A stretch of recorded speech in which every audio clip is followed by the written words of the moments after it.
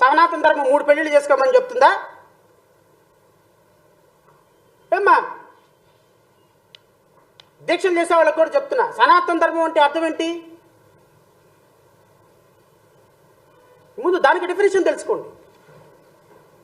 రేపు భారతీయ జనతా పార్టీ గనక single sitting judge విచారణకు అంగీకరిస్తే ఖచ్చితంగా వీళ్ళ బొక్కలన్నీ బయటపడతాయి. ఇది ఆంధ్రప్రదేశ్కు సంబంధించిన అంశం కాదు. నేను జయభీమరాబాద్ పార్టీ నుంచి డిమాండ్ చేస్తున్నా, ఖచ్చితంగా వీలైతే మేము కూడా దాంట్లో ఇంప్లీడ్ అవుతాం.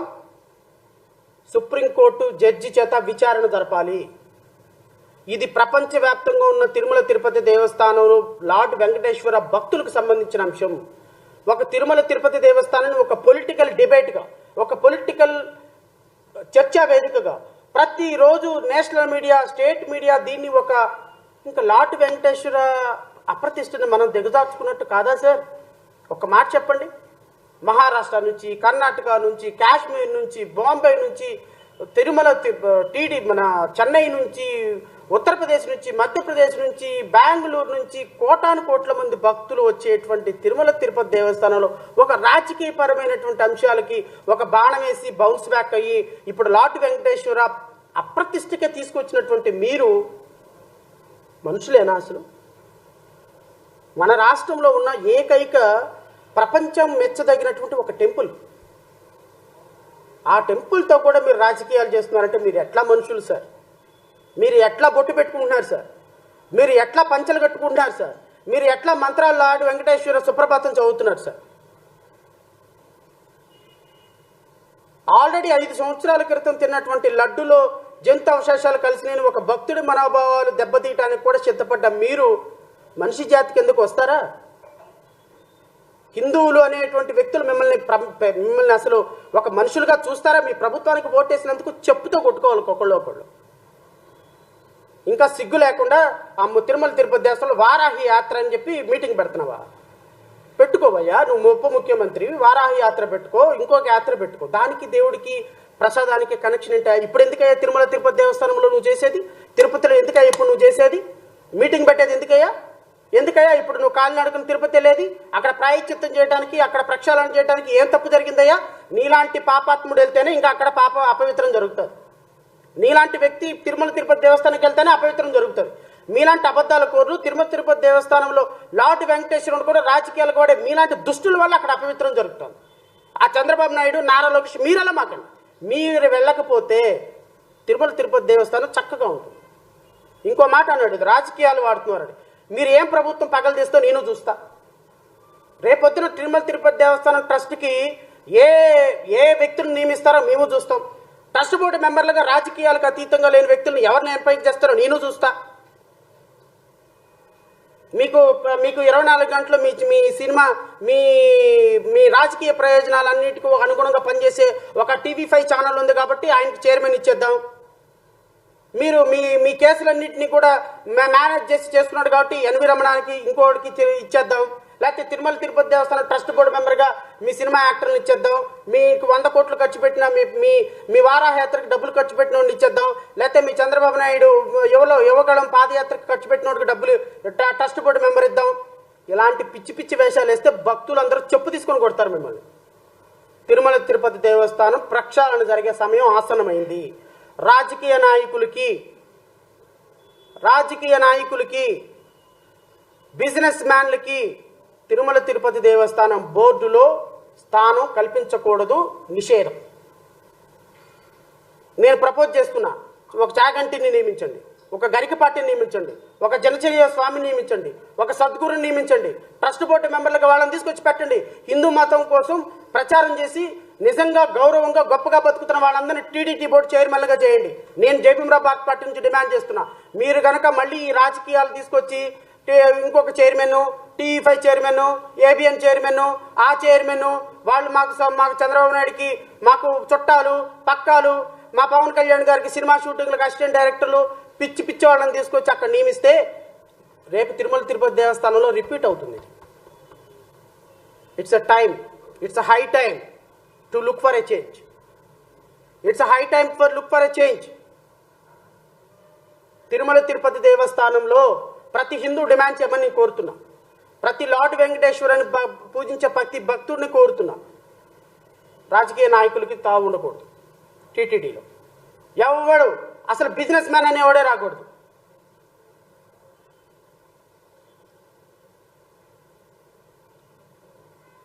సాయంత్రానికి క్వార్టర్ బాటిల్ ఓపెన్ చేసే ప్రతి ఓడికి అక్కడ చైర్మన్, సాయంత్రానికి పక్కలు వేసుకునే ప్రతి నాయలకి అక్కడ తీసుకెళ్లి టీటీడీ బోర్డు మెంబరు. ఏందండి ఇది టీటీడీ? టీటీడీ భక్తుల మనోభావాలతో నడిచేటువంటి ఒక ధార్మిక సంస్థ. అక్కడికి వచ్చి రాజకీయాలు చేయడానిక?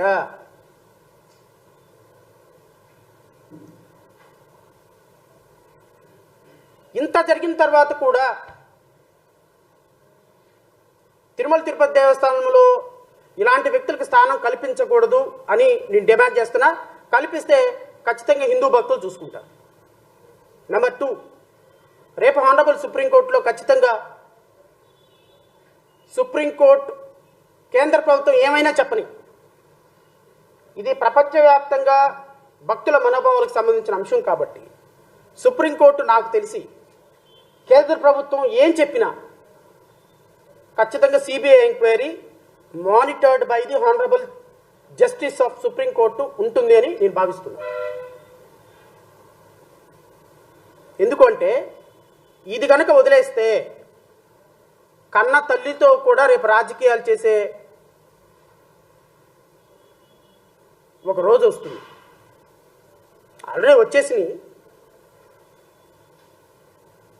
కానీ దేవుణ్ణైనా రాజకీయాలకు దూరంగా పెట్టండి అనే ఒక సుప్రీంకోర్టు జడ్జెస్ యొక్క మాట చాలా సీరియస్.